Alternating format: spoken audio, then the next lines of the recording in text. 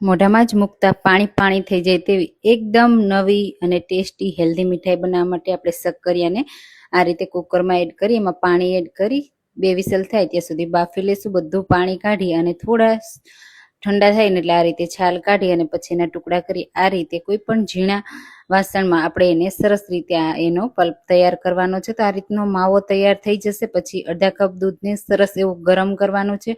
હવે એમાં સ્વાદ પ્રમાણે ખાંડ એડ કરીશું। તો મેં 1/4 કપ ખાંડ એડ કરી છે। ખાંડ મેલ થઈ જાય ને એટલે આ માવો એડ કરી દેવાનો છે। સારી રીતે મિક્સ કરીશું।